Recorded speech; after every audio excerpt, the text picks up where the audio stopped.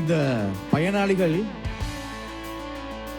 இந்த நாட்டினுடைய பொருளாதாரத்துக்காக முதுகெலும்பாக இருந்தவர்கள், ஓடாய் தேய்ந்தவர்கள். பலமான கரகோசத்தை இவர்களுக்கு வழங்கி இவர்களை கௌரவப்படுத்துமாறு அன்புடன் கேட்டுக்கொள்கின்றோம்.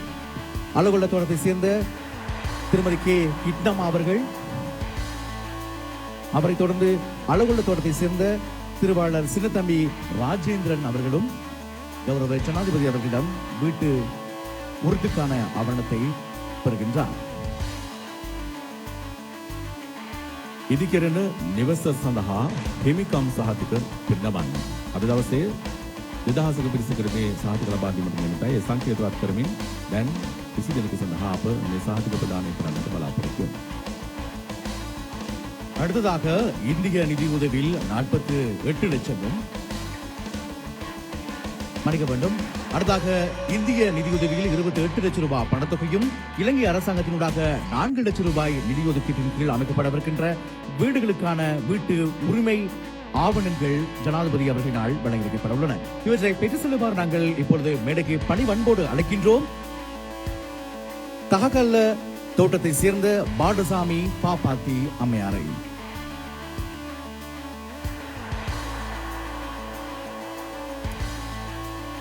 அடுத்ததாக பூனாகல தோட்டத்தை சேர்ந்த திருமதி செல்லையா மகேஸ்வரி அம்மையாரை அழைக்கின்றோம்.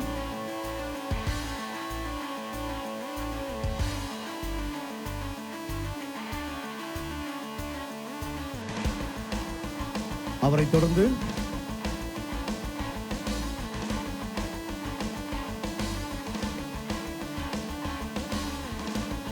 லியன்காவெல தோட்டத்தை சேர்ந்த திருவாளர் ரெங்கன் நடராஜ் அவர்களை அழைக்கின்றோம். வீட்டு உறுதிக்கான ஆவணங்கள் இலங்கை ஜனநாயக சோசலிச குடியரசின் கௌரவ ஜனாதிபதி அனுருகுமார திசாநாயக்க அவர்களினால் இந்த மலையக மக்களுக்கு கையளிக்கப்படும் தருணம் இது.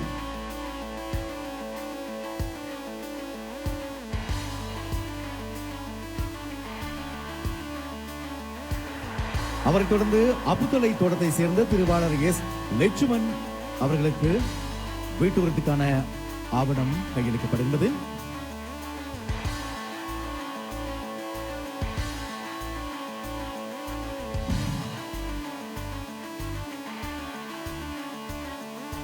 அடுத்ததாக நாயபெத்த தோட்டத்தை சேர்ந்த திருவாளர் ஆர் ராஜகோபாலன் அவர்களுக்கு வீட்டு உறுதிக்கான ஆவணம் கௌரவ ஜனாதிபதி அவர்களினால் கையளிக்கப்படுகிறது.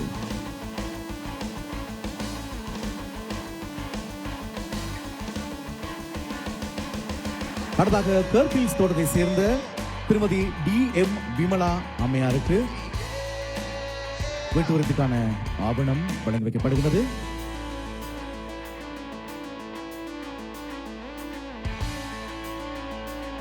அவரைத் தொடர்ந்து புலுகாகந்த தோட்டத்தை சேர்ந்த திருமதி ஏஜி ஹேமலதா அம்மையாருக்கு வீட்டு உறுதிக்கான ஆவணம் கையளிக்கப்படவிருக்கிறது. 28 லட்சம் ரூபாய் இந்திய நிதி ஒதுக்கீடு, 4 லட்சம் ரூபாய் இலங்கை நிதி ஒதுக்கீட்டின் கீழ் அமைக்கப்படவிருக்கின்ற புதிய வீடுகள், விசேடமாக அனைத்து வசதிகளும் நிறைந்த வீடுகளை மக்களுக்கு கௌரவமாக கையளிக்கும் தருணம் இது. அடுத்தாக கிரவணாக்கெட்டிய தோட்டத்தை சேர்ந்த திருவாளர் ராஜமணி சுரேந்திரன் அவருக்கு வீட்டு உறுதிக்கான ஆவணம் கையளிக்கப்படும் தருணம் இது. அவரைத் தொடர்ந்து ரங்கள தோட்டத்தை சேர்ந்த திருமதி ஏ மூக்காய் அம்மையாருக்கு வீட்டு உறுதிக்கான ஆவணம் கையளிக்கப்படவிருக்கின்றது.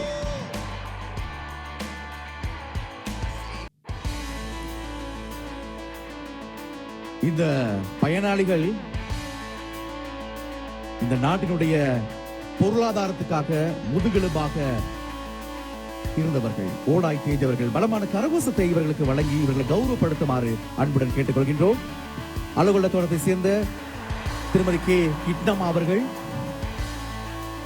அவரை தொடர்ந்து அலுவலக தோட்டத்தை சேர்ந்த திருவாளர் சின்னத்தம்பி ராஜேந்திரன் அவர்களும் கௌரவ ஜனாதிபதி அவர்களிடம் வீட்டு உறுதிக்கான ஆவணத்தை பெறுகின்றார்.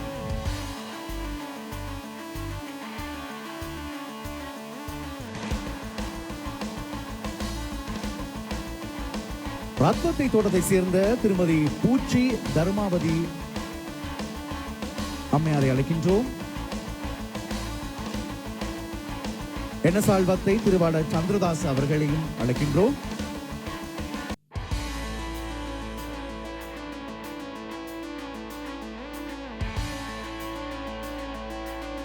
அவரை தொடர்ந்து ரோபரி தோட்டத்தை சேர்ந்த திருவாளர் சந்திரசேகரன் புண்ணியராஜ்,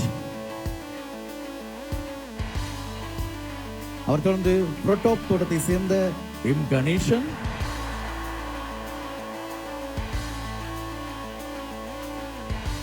அவரை தொடர்ந்து பர்லண்ட் தோட்டத்தை சேர்ந்த திருவாளர் பி விஜயகுமார் அவர்கள்,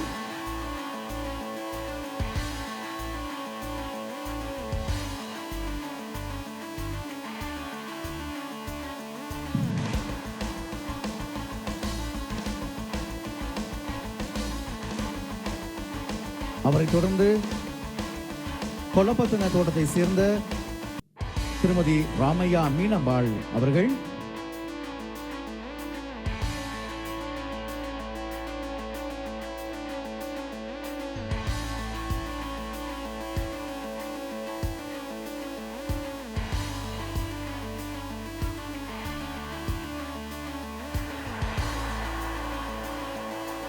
இந்த வேளையில் வீட்டு உறுதிக்கான பத்திரத்தினை பெறுகின்றார் மொனராகலை மாவட்டம் பிவில பிரதேச செயலத்துக்கு உட்பட்ட ரோபரி தோட்டத்தை சேர்ந்த சந்திரசேகர் புண்ணியராஜ் அவர்கள். அவரை தொடர்ந்து நுவரெலியா மாவட்டம் புரோட்டோப் தோட்டத்தை சேர்ந்த திருவாளர் எம் கணேசன் அவர்கள்.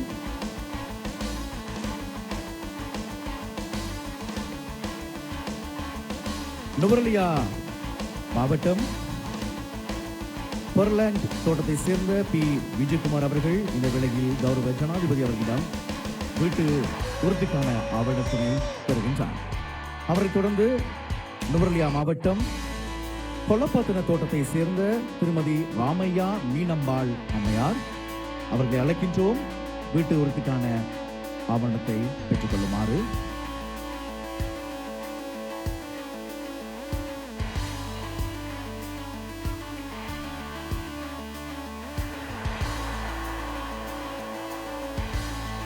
அவரை தொடர்ந்து ரத்தினபுரி மாவட்டம் ஹெக்பர் தோட்டத்தை சேர்ந்த திருமதி சுப்பிரமணியம் சசிமலர் அவரை அழைக்கின்றோம். வீட்டு உறுதிக்கான ஆவணத்தினை பெறுமாறு.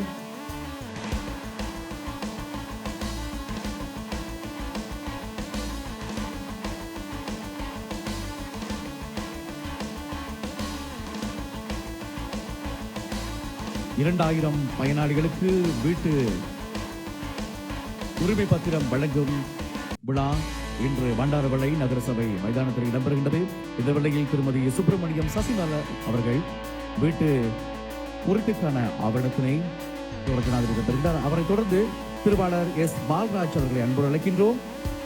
ரத்தினபுரி மாவட்டம் வெள்ளஹேன தோட்டத்தை சேர்ந்த திருவாளர் எஸ் பால்ராஜ் அவர்கள் இந்த வேளையில் வீட்டு உறுதிக்கான ஆவணத்தினை பெறுகின்றார். அவர் தொடர்ந்து ரத்தினபுரி மாவட்டம் ஹெகலிகொடை தோட்டத்தை சேர்ந்த கே சந்திரகலா அம்மையார் அவர்களும் வீட்டு உறுதிக்கான ஆவணத்தினை இந்த வேளையில் பெறுகின்றார்கள்.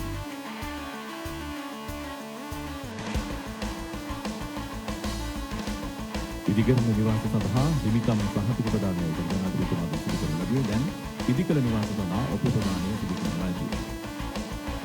அடுத்ததாக காணி உரிமை பத்திரம் வழங்கி வைக்கப்படவிருக்கின்றது. திருமதி சுந்தரம் கோகிலவேணி அவர்களை அழைக்கின்றோம்.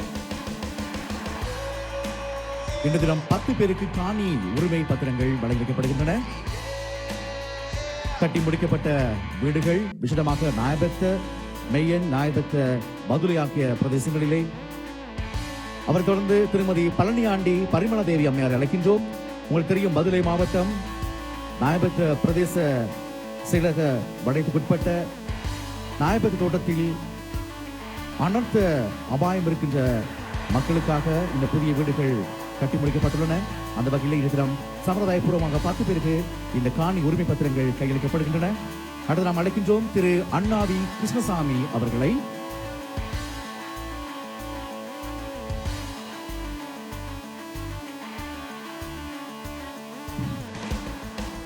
மதுரை மாவட்டம் நாயபத்த தோட்டத்தை சேர்ந்த திருவாளர் அண்ணாவி கிருஷ்ணசாமி அவர்கள் இந்த வெளி காணி உரிமை பத்திரத்தை பெறுகின்றார். அவரை தொடர்ந்து நாம் அழைப்பது திருவாளர் கதிரவேலு கண்ணகராஜ் அவர்களை.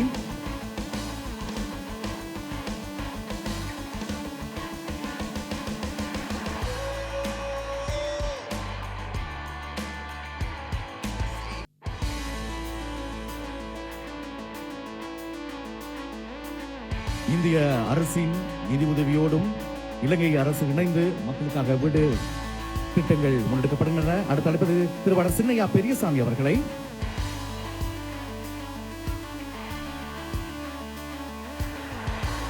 திருவாளர் சின்னையா பெரியசாமி அவர்கள் காணி உரிமை பத்திரத்தை கௌரவ ஜனாதிபதி அவர்களிடம் இந்த வழியில் பெறுகின்றார்.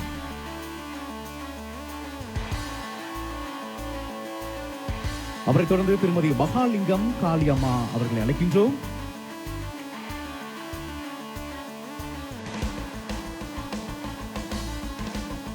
மண் சரிவு அனர்த்தத்தில் வீடுகளை உள்ள மக்களுக்கு, அபாயம் உள்ள மக்களுக்கு முதலில் வீடுகள் வழங்கப்படுகின்றன. திருமதி ஆறுமுகம் விஜயலட்சுமி அம்மையாரை அழைக்கின்றோம்.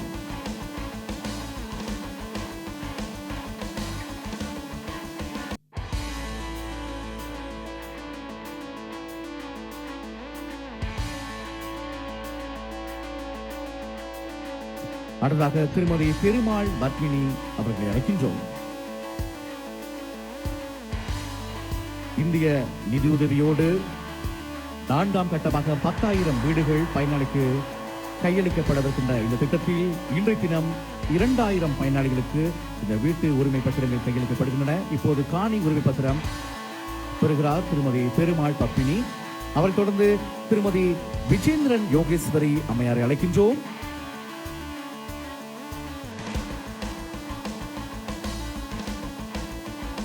அவரைத் தொடர்ந்து திரு ஐயன்குட்டி ஜெயக்குமார் அவர்கள் காணி உரிமை பத்திரத்தை கௌரவ ஜனாதிபதி அவர்களிடம் பெறுகின்றார்கள். இவர்கள் மதுரை மாவட்டம் நாயபத்த தோட்டத்தை சேர்ந்த மக்கள். இந்த தினம் வீட்டு உரிமைக்கான ஆவணங்கள் மொத்தமாக 20 பயனாளிகளுக்கு வழங்க வைக்கப்பட்டன சம்பிரதாய பூர்வமாக. அத்தோடு காணி உரிமை பத்திரங்கள் 10 பேருக்கு இந்த வேளையில் வழங்கி வைக்கப்பட்டன. சான்றிதழ் வழங்கி வைத்த எங்களுடைய கௌரவ ஜனாதிபதி அவர்களுக்கும் இந்திய உயர் ஸ்தானிகர் உள்ளிட்ட அனைத்து உயர் அதிதிகளுக்கும் இந்த வேளை நாங்கள் நன்றிகளை தெரிவிக்கின்றோம். இன்றைய தினம் 2,000 பயனாளிகளுக்கு வீட்டு உரிமைக்கான ஆவணங்கள் வழங்கி வைக்கப்படுகின்ற ஒரு திருநாள் பண்டாரவளை நகரிலே நகரசபை மைதானத்திலே கௌரவ ஜனாதிபதி அவர்களினால் அவருடைய தலைமையிலே இடம்பெறுகின்றது. ஆகவே வீட்டு உரிமை, காணி உரிமை என்கின்ற மிகப்பெரிய எதிர்பார்ப்போடு இருக்கின்ற இந்த நாட்டின் பொருளாதாரத்தை நிலைநிறுத்தும் மலையக மக்களுக்காக இவை அனைத்தும் வழங்கி வைக்கப்பட்டதை நீங்கள் இப்பொழுது நேரடியாக ரூபவாகினி மற்றும் நேத்திர அலைவரிசையூடாகவும் ஏனைய சகோதர அலைவரிசைகள் மற்றும் சமூக வலைத்தளங்களூடாகவும் நீங்கள் பார்த்தீர்கள். கரோ ஜனாதிபதித்துவன் තව එක ඉල්ලීමක් තියෙනවා අපේ දුප්පත් මලේකම් ජනතාවගෙන්. ඒක තමයි විශ්වවිද්‍යාලය. ඊළඟට ඔබතුමාගෙන්